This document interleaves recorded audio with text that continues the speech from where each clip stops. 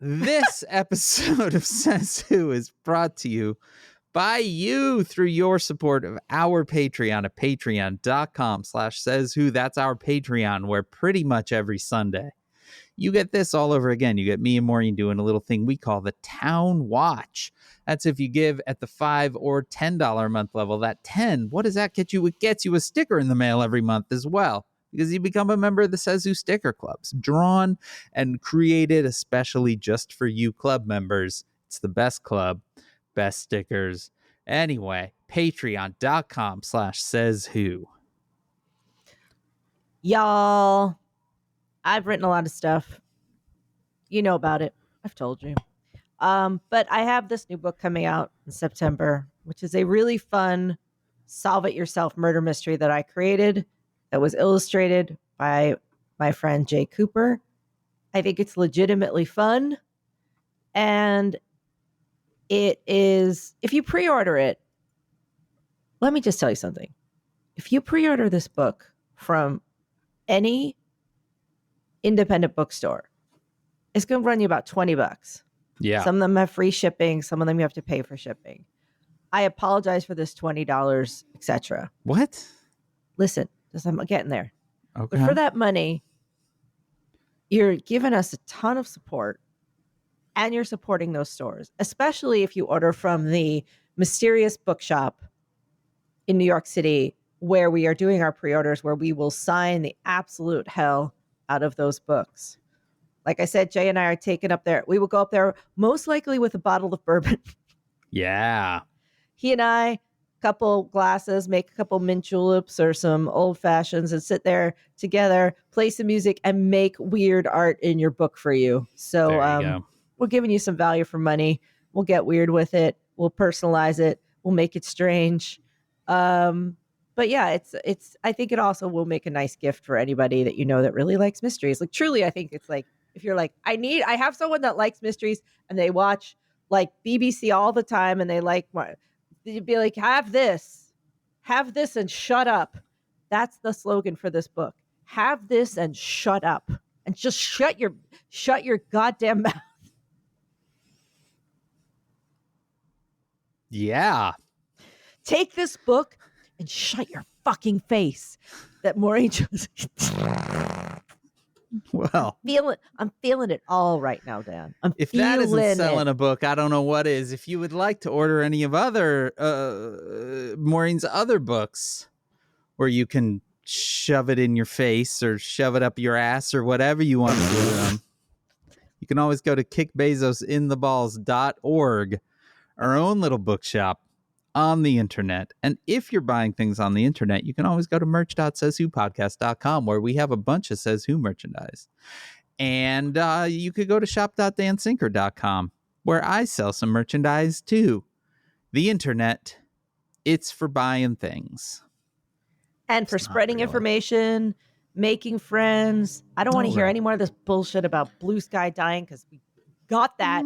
We can't. What? It's not dying, but the whole world of text-based little bits is no longer growing. That's the thing. That's all. Okay, fine. Yeah. That's good. That's good. It means you've licked the club. It's like you have the little cafe club where all like you in your fantasy of like whatever, like, hey, here we are in our special bar that only we can get into. Great. Good. Let's stay here. There you go. It's all good. What's the problem? The idea of nonstop growth is not only not sustainable, it's not desirable. Right. Correct. But those are the various media narratives that we deal with, which is, people got interested and some people stayed and some people didn't. And that's how it goes. Fine. That's how anything goes. Oh, is that the whole story? Yeah. I thought there was something really terrible going on. No. That's the whole story? Yeah, that's the whole story. Please. Yeah. Please. We got, what? In fact, not only is it not a problem, I like it. I fucking like it. Good. Okay. Yeah. Yeah. Great. Yeah. I just got an email from my mother-in-law asking for a suggestion for Oscar's birthday. It just popped in. It was like, hello. That's what her email sounded like. Hello. Pip, pip. Hello.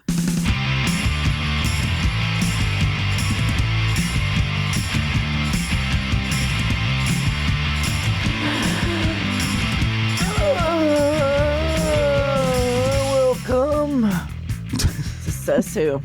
Podcast. It's not a podcast. Okay. All right. It's a coping strategy. I'm Dan Sinker. I'm Maureen Johnson. You were going hot for a minute. Yes, Dan. And now I'm sick of all this shit. I'm sick of it. Okay. I've had Just generally speaking.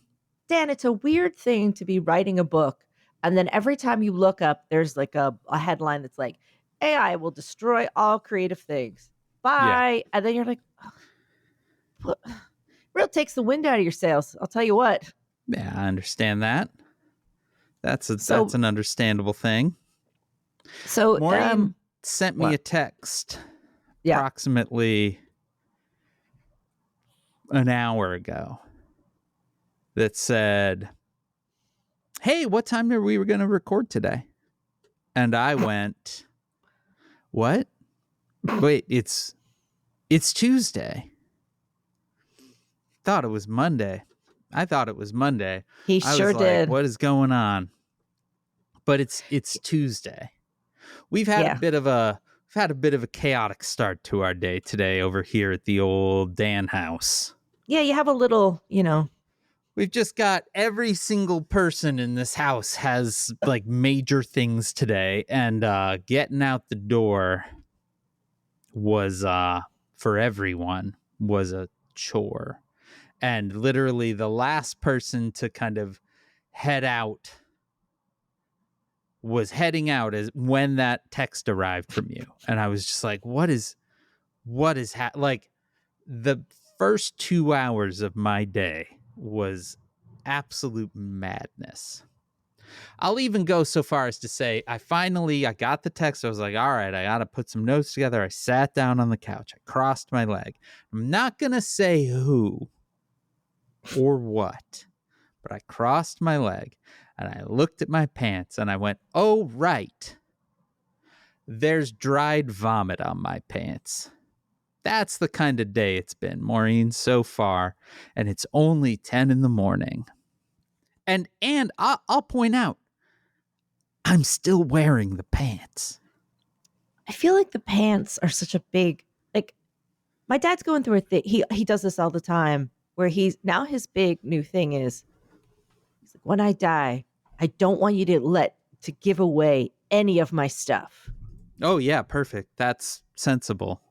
No, in other words, we can't give it away. We have to sell it. Oh, even better. So, except there's this list of approved people. Obviously, we're not, this is ridiculous. Yeah. But I keep telling him, Dad, no one wants your pants. No one wants your pants. You think I'm going to go out? He's like, you got to sell the clothes. No, I'm not selling your pants. No one wants your pants. Just wear your pants. I remember when I was in high school, my then girlfriend's grandmother. This has stuck with me so completely. Mm-hmm. Her grandmother had at the entrance of her house, like a little table, and on that table were sheets of sticky dots and a pen. And the whole thing was, if you see something you like, just get a sticky dot and write your name on it and stick it on the bottom. And that way, when I die, you'll have it. My God, that's genius. And I was like, wow. Like, what forethought? Wow. No, this whole, my dad's going through a real weird phase. I don't think it's a phase where everything is like, no charity. Whereas I'm like, I'm the opposite. Yeah. So, like obviously that I'm like, you take it all, just, disperse it. I hope I'm not telling you, I'm not, this is who I can talk to everybody. This is just the idea though. Like, yeah, they're not going to get my pants. Oh boy. Yeah. Few. It's just money wrecks us. You know what I mean? Like eventually it will wreck us if we don't get a grip on understanding what it is. Yeah. So yeah, I think we all know it until you feel it. You're like, wow, it really is a wrecker. It really is a destroyer of lives. Yeah. Are we starting upbeat? No. Well, I'm just trying to make a thing right now, Dan, in an atmosphere that this is not a complaint. Mm-hmm. This is just an observation. I'm trying to make a thing in a world atmosphere that doesn't feel right for the making of things, but probably needs things made. And I'm not one of those people that's like art harder as just like a general, like, it's like, no, we actually have to make stuff for a really practical reasons. One, not to give in, never comply in advance. Yeah. The function of books, art, music, etc. is exactly the same and is actually needed more because everyone is feeling terrible. Yeah. And also the act of creation is a life creation as opposed to a death creation. So. All of these are true. And it is extremely hard right now to get yourself into the headspace. So it's not just me. I'm not. That is. Because I also spend a whole portion of each day going, you're a fucking failure. Oh, no. Because everyone. Definitely not just you. It is. I know it's not. Extremely hard to find the headspace with which to move forward. I am this evening. So after. This will have happened by the time people are listening to this, but this evening I am the interlocutor, or however you pronounce that word, with the author Craig Maud, who has written a book and is coming through town, and I'm chatting with him at a great little bookstore. And I'm looking forward to it. But it's interesting because his book is, he lives in Japan usually, and his book is about walking around a very old, like, peninsula in Japan, like walking a pilgrimage trail for like a month or whatever. And just, it's a very, very quiet, very slow, very sort of lyrical book about the things that he's seeing and the things he's thinking about as he's doing this. And it feels to me sort of this moment where it is so hard to get headspace, right? To find the time and the effort and the calmness in your own brain to actually create shit. That sort of going out and basically being like, I'm going to walk around for a month is such a crazy radical thing to do. Like, he basically walks and keeps notes, and at night kind of writes up a day, and but man, it sounds nice right now, I will say. Dan, I think I'm angry at moderation now more than anything. At moderation? This is a time for radical moves, if there have ever been a time for radical moves. Yeah. This is a time where you go and you're like, whatever reason, this guy's like, I'm going to walk around Japan for a month. Great.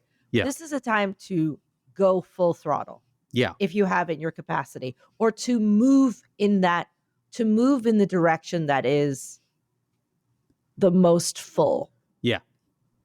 Can't be like, we can work with this. We can't work with this. No. So let's not. I'm feeling it. All right. I'm always feeling it. I think I've been trying to explain that, I guess, for about 6 months. I went into a kind of fugue state. It was like how the morning after the election, I just fell asleep. Yeah. Like, my brain couldn't it's not any task that requires long-term thinking. I can crush like a physical task or a quick task or easily completable task. Like, helping somebody with a project where it's like, in 1 hour we can get this done. I'm like, fantastic, I can do that. Yeah. Or, cleaning something, working, like anything that's like, do this now. And yes, great. But it's this long-term sustained thinking that feels like that's the part of my brain that got the ding. Yeah. And also the the life force part, that springs forth with things. Yeah. That got a ding. It's coming back. It's flowering a bit. Okay. I had the flower coming out of my head a little bit more, but it really took a hit. Yeah. I know it happened to a lot of people. Yeah, I think that everyone feels that hit right now, and I think that that's exactly what you're describing is why creation has felt so hard, right. Because you need that flow state, you need the long-term, especially like I think about how I write a lot, like I write often. I will start sort of offline, or my most effective writing, I start just sort of like writing thoughts down, like disconnect. I do not try to construct narrative or order when I start, and I just kind of start putting thoughts down, and then eventually those thoughts kind of become a little bit more ordered, and then at some point I kind of move from the physical page to a computer, and then it begins to actually take form, right? And it's like, and that's to just write something relatively short, and it takes a while, and it takes a level of kind of empty-headedness is the wrong word, right? But like, no, it's like you've got to clear the space. Yeah, but you need just kind of space to think, and the hardest thing about right now is that space to think is not easy to come by, I would say. I worked in a theater, and I worked in theater, and sometimes I really do kind of establish in my head like an empty stage. I genuinely sort of clear out and architecturally make a space in my head. Yeah. And populate it with people and things. And then once I've kind of put structures, then vines grow. That's when the weird things kind of grow around it, like the little, twisty, weirdy, but also I have just collection of grab bag shit that I think. Yeah. That's a great thing about writing in Scrivener's. I write out of order. I've never written a book in order. I don't know how to do it. Yeah. Ever in my life have I never written a piece in order. Yeah. That makes sense. A lot of people, whenever I hear people write things in order, I'm like, are you magic? Are you a wizard? How do you do that? I don't want to. There's no point in me wanting to do it. I write out of order. If people write in order, I'm like, that's great, because everybody writes how they write. But I always find it fascinating. I'm like, but how? All right. I'm looking at my shoe board real quick. Oh. And I want to pick up a thread of something you just mentioned. You said, that's why I write in Scrivener. Okay. And I distinctly remember a bit ago you talking about moving to Obsidian, maybe, or Notion. Oh, that was just for something else. Okay. That wasn't for writing. That was entirely for something else. Oh, okay. All right. It was like for organizing, like kind of more random thoughts and things I'd read, just as like a note-taking system. Okay. All right. That's all it was. It wasn't for writing. Okay. But I do think there might be. I didn't get a new planner. That was the one I was trying to figure out if we're moving into new planner territory, but I don't think we have. Now, a couple things have happened literally since we started recording. Oh, okay. So let's see here. COVID shot no longer recommended for healthy kids and pregnant women. Yeah, love that. But something has happened with Pete Hegseth.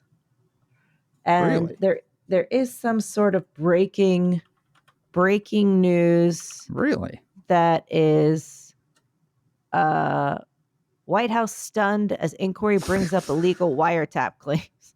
Imagine the White House being stunned. Amazing. What is going on? The White House would be stunned if someone pulled out a quarter from behind their ear. This is from The Guardian. The White House has lost confidence in a Pentagon leak investigation that Pete Hegseth used to justify firing 3 top aides after advisors were told the aides had supposedly been outed by an illegal, warrantless National Security Agency wiretap. Perfect.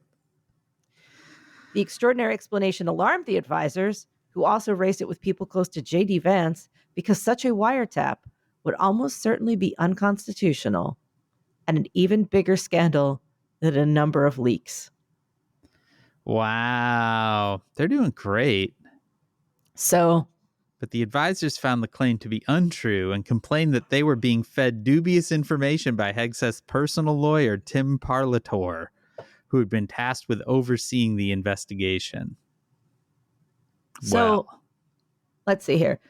I don't think that's a Hegseth public drunkenness yet. The advisors were stunned again when Parlator denied having told anyone about an illegal NSA wiretap and maintained that any... So if I'm being here, lost confidence in it. So they're trying to find the source of that leak of the signal. Yeah. And Pete Hegseth used the leak to justify firing 3 top aides. Yeah. But advisors, so White House advisors, were told that the aides had supposedly been out. So Pete Hegseth started an illegal warrantless wiretap on Pentagon, on aides at the Pentagon. Yeah. Yeah, this is all, it seems to be, we're all reading this at the same time. Right. It seems to be that basically last month, I think it was only a month ago, like the entire inner circle around Pete Hegseth was fired or left, right? This seems to be more splashback on that. It's not the most clearly written thing in the world. No. But yeah, this is all just breaking. So we're trying to so basically Hegseth aides were fired after an illegal NSA. So somebody at the NSA started a wiretap under Hegseth orders or not, unclear, because we haven't read the whole article yet. Yeah. But I don't know. It also smells a little bit like Watergate. So hot Watergate summer again. Who's been taping? We have been slowly frog boiled in hot Watergate soup this whole time. Yeah, I know. But it's nice to have an old classic wiretap. True. Everyone loves a wiretap. Everyone loves it. So the Pentagon, the people at the Pentagon were being illegally recorded by this is a real snake eating its own tail kind of. Yeah, this seems like a let them fight situation right now. Let's see where that ends up. But Maureen, I'm curious, how was your long weekend? I feel like you jumped us into the news. I mean, it was the same because I'm basically trying to get this draft complete. So it's the same as anything else. It's all just day. Writing. I did water all the plants.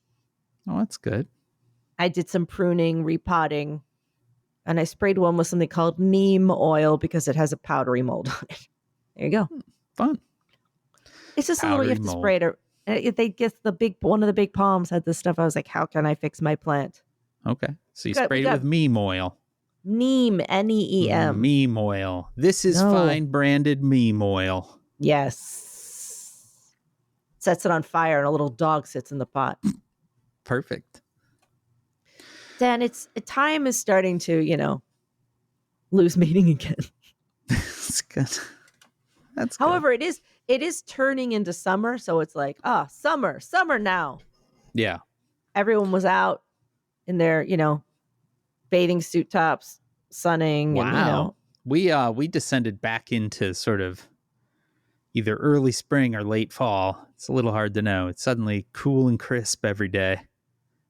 Yeah, we had a really cold week, and then the temperature came up, and I think it might be about to go back down again. Yeah. There might be one more round of ramen soup in there. One more round of ramen soup? You won't eat ramen in the summer? No, it's too hot. Okay. I make this amazing vegan ramen from scratch. I like the way you started that with I make the vegan ramen. And in the summer, I make more like a cold soba noodle with some greens and. Hey, I'm making the cold soba. Oh, it makes you sweat. The ramen is yay. Hey, it makes the sweat. How dare you? How dare you, sir? That reminds me that your fair city's next mayor, Andrew Cuomo, explained that people were taking down Columbus statues, not because history has proven out that he is a genocidal, awful person. But because he was Italian, hey, they just hated the Columbus. They taken down the statue. I didn't think that was the New York article that you were going to read to me. Well, I didn't read that one. Your current mayor, Eric Adams, though. And they say I shouldn't have. A man who has not made a lot of good choices has made an excellent choice, and one that I am thrilled about, which is they have announced that there are going to be new drones that are sent out if people, I guess, fall off a boat or whatever, and you can fall into the river here. Yeah, end up in the river. They're going to send out a drone to let them know that help is on the way. And Eric Adams, in just a pure stroke of both genius and selflessness, announced that the voice would be his own because, and I quote, "I have a very calming voice." I have a new goal, Maureen. What is it? And that's to die in the East River so that the last thing I hear is an AI Eric Adams telling me that help is on the way. Joseph Fink from Night Vale reposted that and said, quote, "They're calling it the perfect death." It is. It truly is. Just, I can easily get to that river, Dan, and just falling in it and just being buzzed by a little fucking drone going with AI voice of Eric Adams just telling me there's magic rocks down there. I invented the trash can. He can tell you about how he goes clubbing, what he did that night. They took all my phones. Have you been in first class on Turkish Airlines? That's really what it should be. The drone should just buzz around you, extolling the wonders of Turkey. Yeah, just flying to Turkey first class. Yeah. Marvelous stuff. It's a magic city. I'm thrilled for all of you and your choices. You know what? How dare you? You continually make excellent choices in your mayorships and pretty much all elected office now that come to think of it. Oh, I just got another email, Dan. I think I went blind during a Memorial Day sale, and I seem to have ordered 4 new plant pots. Okay. They needed some new plant pots. Okay. Welcome to Maureen Checks Her Email. They just keep flashing up. I've been thinking about my plants. Okay. I'm glad to hear it. Well, Maureen. What? Perhaps we should discuss, if not the most important news of the week, the most Says Who news of the week. Yeah. Which is that Thursday night, Trump held a much anticipated dinner at Trump National Golf Club. For the folks who held the most money, or whatever you want to call it, in his Trump meme coin, in what pretty much everyone but him has described as just balls out corruption. The deal was for the top holders of this coin, they would get to have dinner with the president. So just so we're all clear. Yeah. So Trump has created a crypto coin. Yeah. Called the Trump coin. Yeah.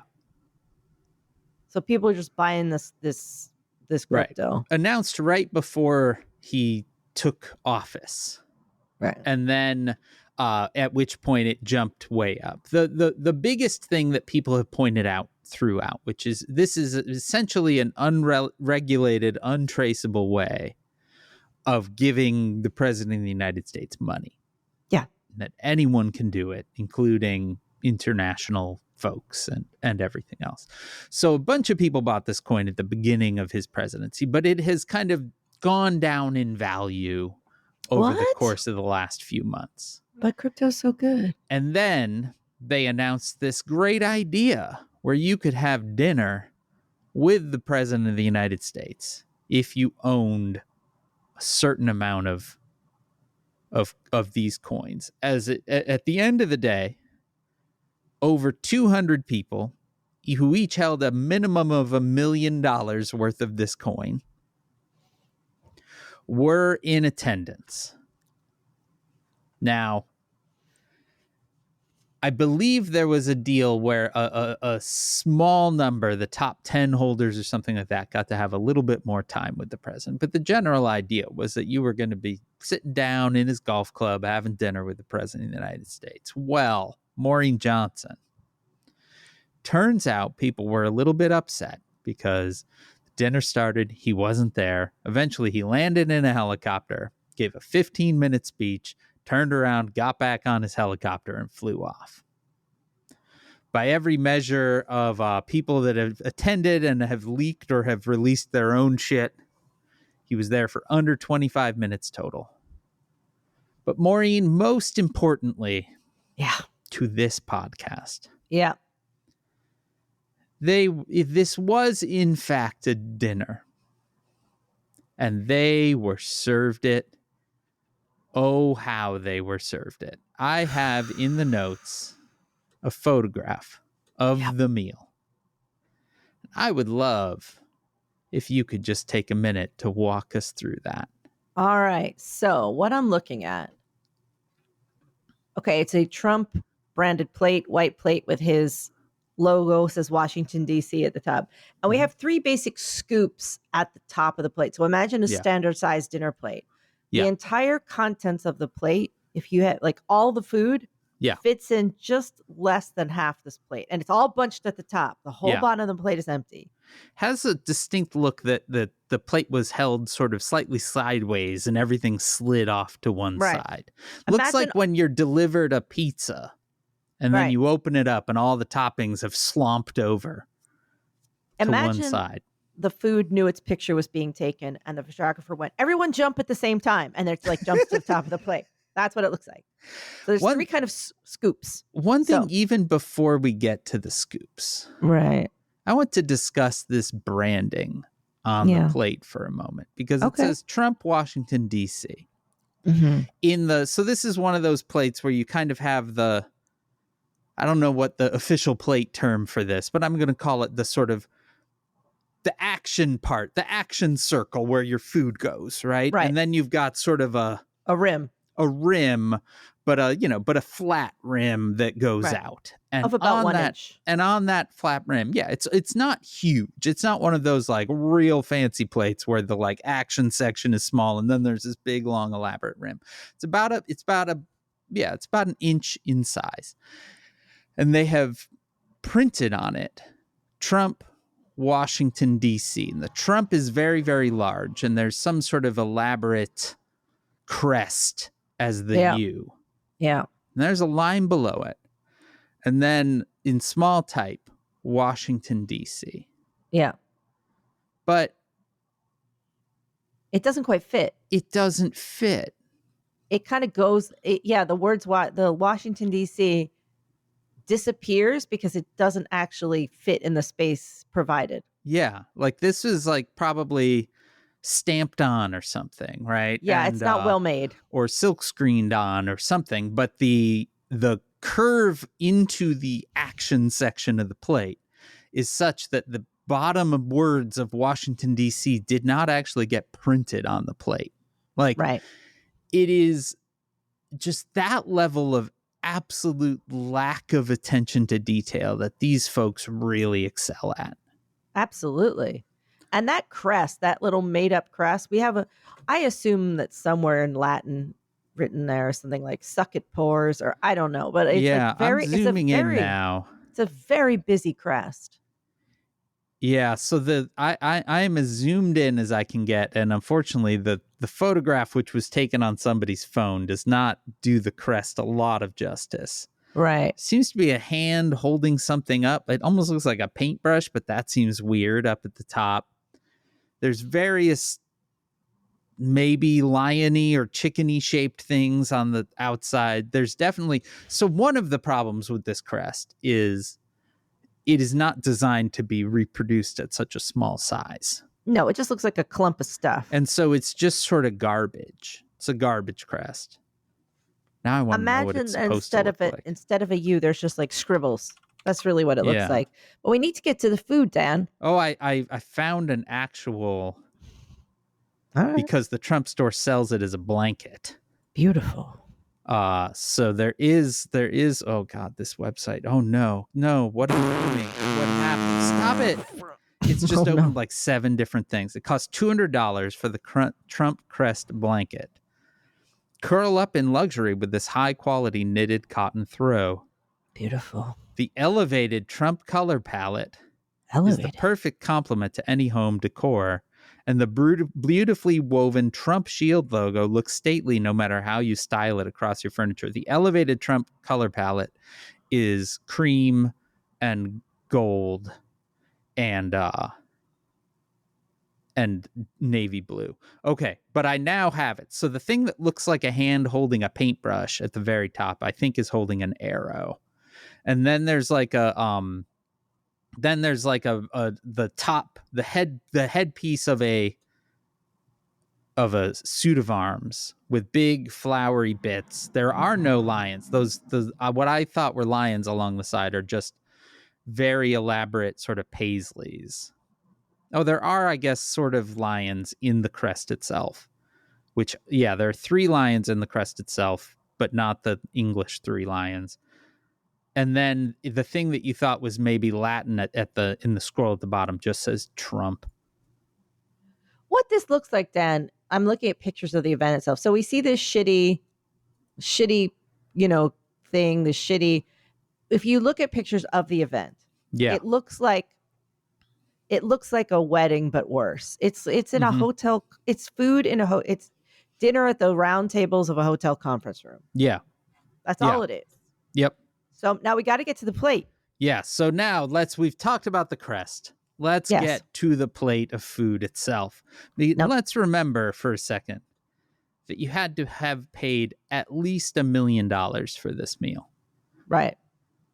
So what you get, and it really does look like the food is trying to crawl out the top of the plate and escape. Yeah. It is a nod to fine dining.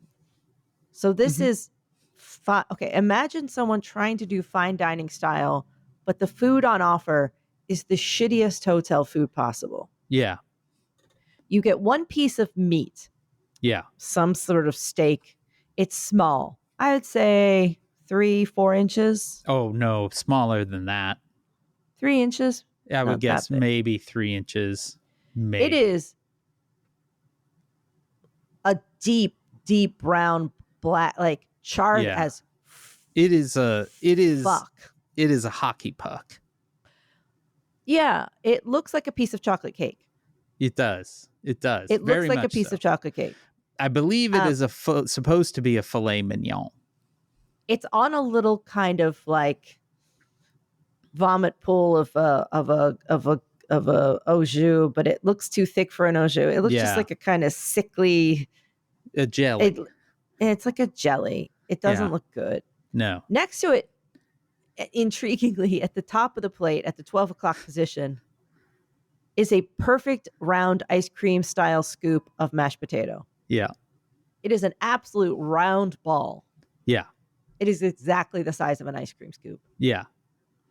Exactly on the other side at the 2 o'clock position is a piece of fish. I'm going to guess like a halibut. Exactly the same size and almost shape as that piece of chocolate cake meat. Yeah. It's got a kind of drooly white sauce under it that looks like urine. Then the carrots fascinate me because the total vegetable count is 4 pieces of carrot, 1 piece of zucchini, and 1 piece of a miniature squash. But I really want to drill down on this. Imagine a carrot. Yeah. Now imagine cutting a third of a carrot off. Yeah. Now imagine cutting that third of a carrot into 4 slices. Yeah. Including the tip that no one wants. Yeah. That's how much carrot there is. There's exactly 1 small carrot's worth of carrot on this plate. Yeah. Yeah. Just 100%. That is a single carrot being represented there. and cut weirdly. Like the slices are inconsistent in size. And one of the major rules to this stuff is like the size of what you're cooking matters incredibly. And these are like, some of them look like quarter slices, some of them look like chunks. There's the tip, like it's just 4 slices. Then there is literally 1 slice of zucchini. I'm talking exactly what you think it is. Yeah. Imagine getting a zucchini and cutting it into like 12 slices or something. Now imagine one of those. That's how much it is. Yeah. And those little patty pan squash that are super tall, the super small that almost look like little toys. Yeah. There's a quarter. I think I think it's a cut quarter on the bottom of a patty pan squash. So you could hold all of these vegetables in the palm of your hand and have room for so much more. Yeah. And that's it. That's your meal. That's your $1 million meal.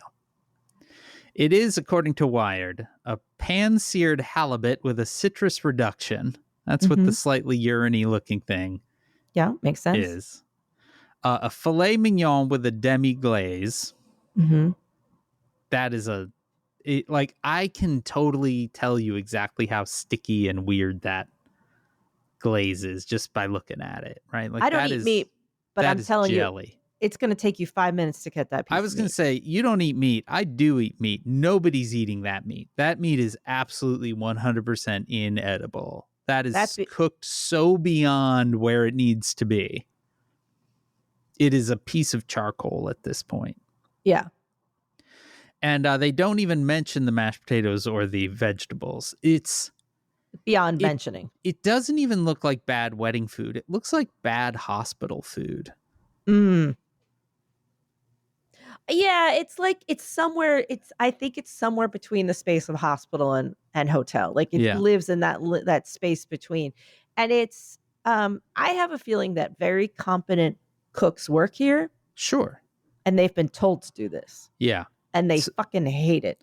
So let's join Wired magazine. By the way, I just want to point out one more thing. Not an herb to be seen. Not a little fleck of parsley, not a little something to brighten it up. It looks like the most generic catering food. It is soulless. There is I believe, a very light dusting of pepper, perhaps, on the vegetables. They've been seasoned. I mean, I wouldn't go so far as to say seasoned. That feels like we're heading above and beyond what they've been. It looks like maybe a little olive oil, salt, and pepper. You can tell like the softening of it, that it's, there's a little grill mark on the one. It's been sauteed in a pan. So Wired magazine opens as U.S. President Donald Trump left the stage at his golf club near Washington, D.C. on Thursday night. He pointed to the crowd, brought his index finger to his temple as if to say, "You know what's coming," then began to dance to the beat of YMCA by the Village People. Trump shimmied, gyrated, and pumped his arms above his head. Looking on were more than 200 people who had been invited to the Trump National Golf Club for a private gala dinner. They'd won their seats by purchasing large quantities of Trump's own crypto coin, some holding millions of dollars worth. By late afternoon, the dinner guests had started to filter through the gates of the golf club. By comparison to Trump's previous banquets, thronging with DC insiders and members of the Silicon Valley elite, the crypto dinner attracted a mismatched collection of oddballs. Independent traders rubbed shoulders with crypto executives, diehard Trump fans, and even professional sports stars. Former NBA player Lamar Odom towered overhead. A handful wore bow ties in Bitcoin orange. Others sported gold Trump sneakers. I appreciate an old callback there. Just after 7 p.m., the dinner guests gathered at the window to watch Trump descend in Marine One, his presidential helicopter. A short while later, he appeared from behind a blue velvet curtain to whoops and applause from the crowd. Had they seen the helicopter? Trump asked. Yeah, super cool, somebody yelled. From behind a lectern at one end of the dining room, backdropped by 4 U.S. flags, Trump delivered a characteristically winding and digressive speech that some say lasted around 25 minutes. I think that it now seems his entire visit was 25 minutes. Can I just say one thing, Dan? Landing to leaving, yeah. The group of people at this, if you've ever seen Arrested Development, one of the characters is a stage magician. Yeah. And he's in the Magicians Union. And there is a photo they keep using of this because the musicians union is always fighting for their rights. And it's a big photo of a group of people on a stage. And there's like one dressed as a wizard. There's another like in a red tuxedo. There's like, they're all weird. They're all dressed in a different magic gear and they're holding a big sign that says, "We demand to be taken seriously." Yeah. And these are the attendees. 100%. These are the weirdos and freaks at this dinner. Yeah. Yeah. "We've got some of the smartest minds anywhere in the world right here in this room," said Trump. "You believe in this whole crypto thing. A lot of people are starting to believe in it. This is really something that may be special. Who knows, right? Who knows, but it may be special." Who knows, but it may be who knows? Who knows, but it may be special. Who knows, Dan? Anyway, Do you know? It turns out he didn't stay long after that. He did not eat with them. People did get hats. Good. Great. Apparently. Good. They deserve hats. Yeah. This article goes on and on. I want to find this one, though. To celebrate winning a place at the dinner, this is somebody whose last name is Pinto. I don't know what his first name is, but Pinto had spray painted "Hold Trump" onto the chassis of his blue Mercedes G-Wagon. But hoping to win credit with the crypto heads, he rode his Lamborghini Urus to DC instead. I'm gonna have some kind of episode. One independent crypto trader who spoke to Wired on condition of anonymity didn't really intend to win a place at the dinner at all. They bought into Trump with the aim of profiting by a potential uplift in price brought about by the competition, but currently faced with a loss on their trade if they were to sell, instead chose to settle for a lavish dinner. Good choice. Yet what they got was inedible. The dining room chosen for the crypto event looks out across the golf course fairway toward the Potomac River, shrouded on Thursday by gray clouds. As the guests filed in, they were greeted by a blown-up copy of the leaderboard that ranked the Trump coin holders throughout the competition. Some signed their respective leaderboard usernames in marker pen. I did see there was a TikTok from somebody who actually was at the dinner, and they had, so kind of just sitting on an easel was a large foam core leaderboard, and people had written their names next to where they fell on the leaderboard. Others made their way towards circular tables, each seating 10 people arrayed beneath a set of crystal chandeliers. Waiting on the chairs were gift bags containing fight, fight, fight themed hats and posters, and a collectible plastic card, though some allege that they didn't receive merch at their seats. The 4 largest coin holders, along with 2 other attendees selected by raffle, received a gem-encrusted Trump gold watch. Speaking of the Trump gold watch, I saw a different video clip. It was like a ABC 7 investigates kind of home, local news thing about somebody who had bought a Trump watch, and it came, and where like a fancy watch might say Rolex or whatever on the face, it says Trump, except the T wasn't there, so it only said rump. Dan, at one point I was writing kind of these pieces about shit American culture back when I was in grad school, and I spent like a week trapped inside of a casino working. Yeah. And then I went from kind of casino to casino. I got a job. So I was in this casino. I almost never saw daylight. Yeah. It was wild. But I went down the path to the Excalibur Casino, which is one of the grimmest casinos in Vegas. It is shaped and designed to be like a medieval castle, but it's really shitty and cheap and dusty, and everything kind of smells vaguely of mold. And there's like dusty nights and dark rooms. Yeah. And, just kind of dusty red velvet drapes. Yeah. And I feel like our country is being run by the Excalibur Casino. Yeah. Absolutely. It's just the shittiest, dumbest shit we have to offer. I know that we know that, but it's also like the bad showmanship. Yeah. Imagine we're just being run by a bad caterer. Yeah. Yeah. Who doesn't give a fuck?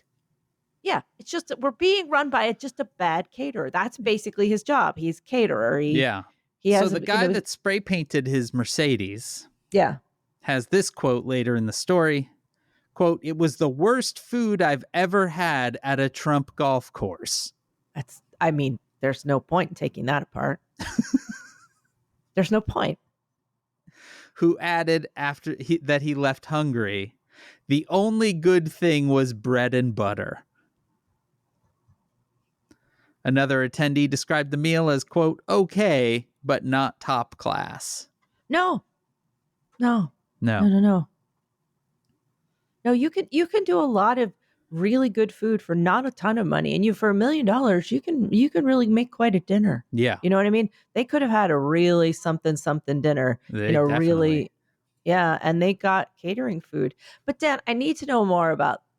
It's like how NFTs broke my brain because people would keep explaining it over and over again. But I'm like, but what is it? And they're like, it's like you own like a thing that says you own, and I was like, there's a picture, but you don't own the picture, but you own like a copy of the picture, but you don't own a copy. And I was like, but I don't understand that. What does that mean?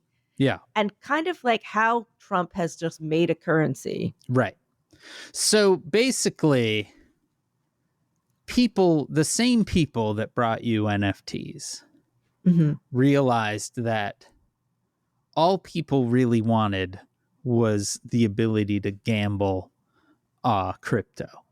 And so all these meme coins are essentially NFTs, but they're not bothering with a picture of an ape or whatever. Right. It's just a thing you can hold on to and other people buy, and you can sell it to them. You kind of, you make that gamble. What's interesting is The Verge talked to somebody who was at the dinner. But instead of talking to them about the dinner, they talked about how they bought the coins and how they also bought. This is beyond my understanding of money, but they also shorted the coin because they basically were like, a bunch of people are going to buy this coin and to get this dinner, and then it's going to drop in value. So I'm going to place a bet about its drop in value that will make up the money that I spent in this coin itself. Right. They talked to this person who was anonymous.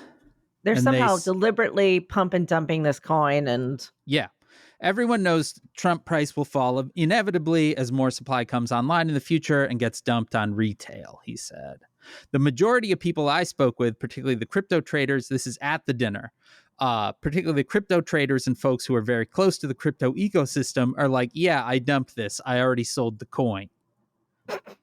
A lot of people put on the same hedge trade as I did because they didn't want to take risk on the coin.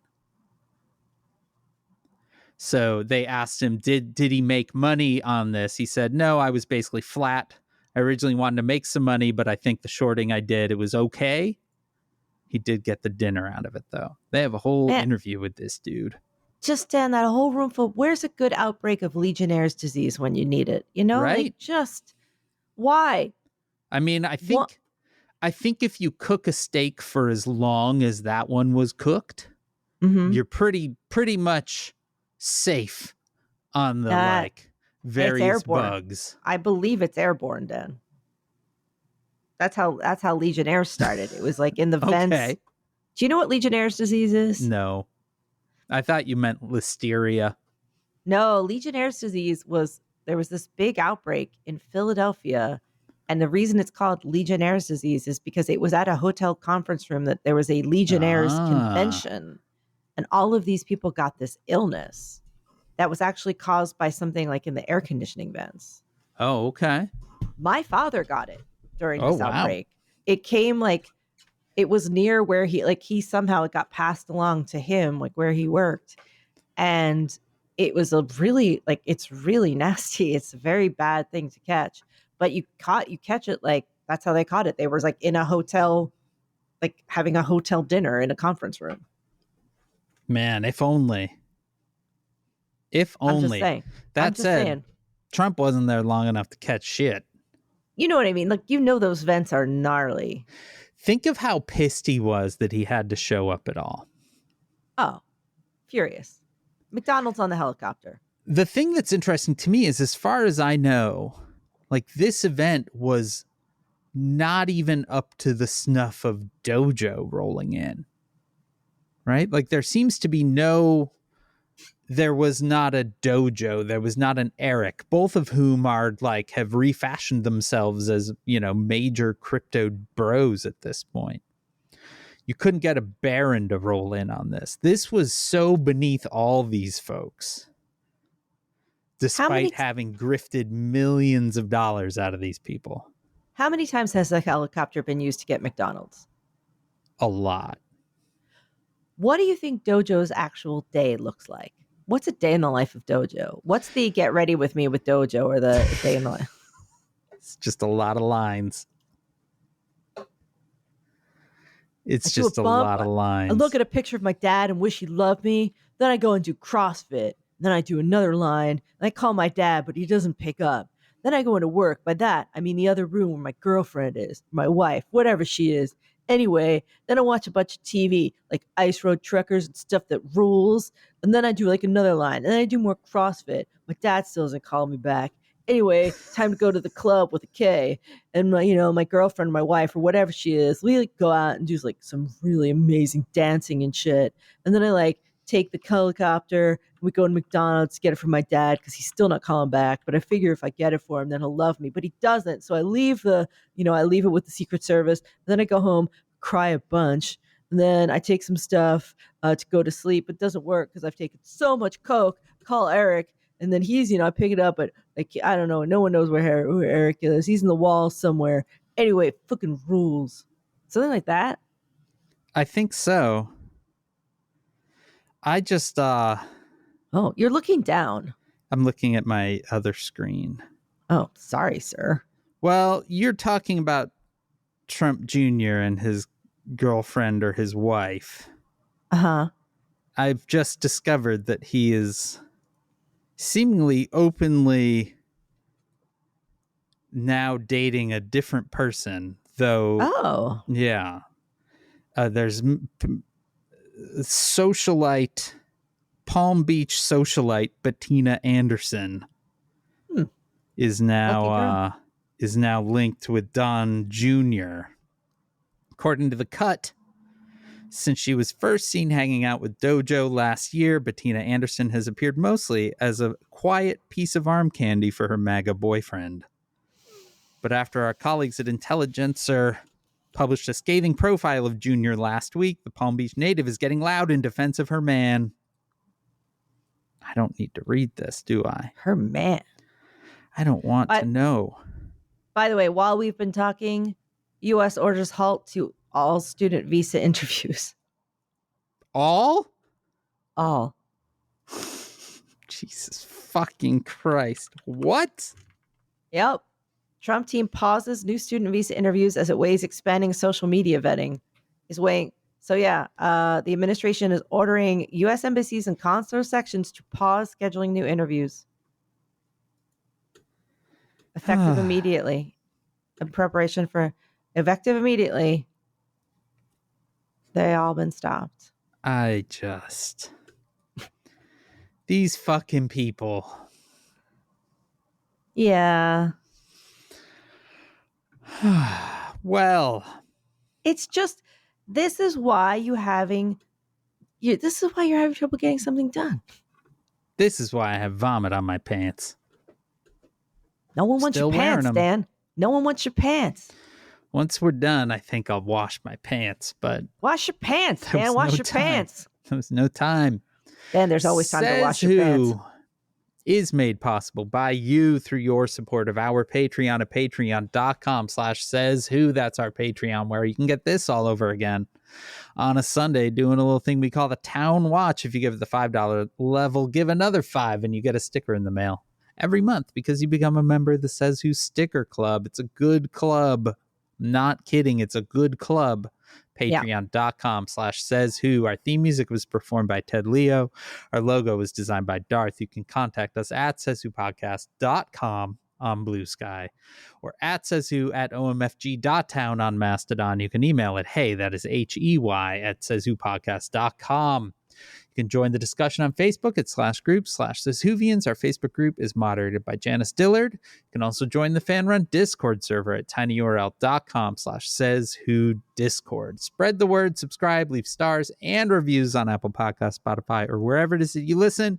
And you can join us next Wednesday, the 4th of fucking June. Mm-mm.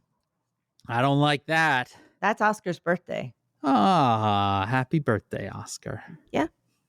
That's why his mom was emailing me. All right. Well, pip pip.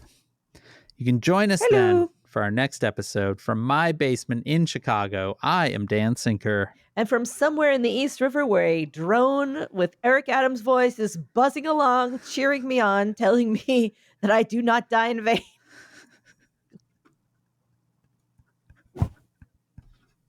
What the fuck? It's good. Dan, what the fuck is anything? I know this is an obvious question, but what the actual fuck? What the fuck is happening? It's a good question. Dan, we just need to remember that the first Trump run almost broke our sanity. And now this is the sequel that's much worse. Oh, yeah, much.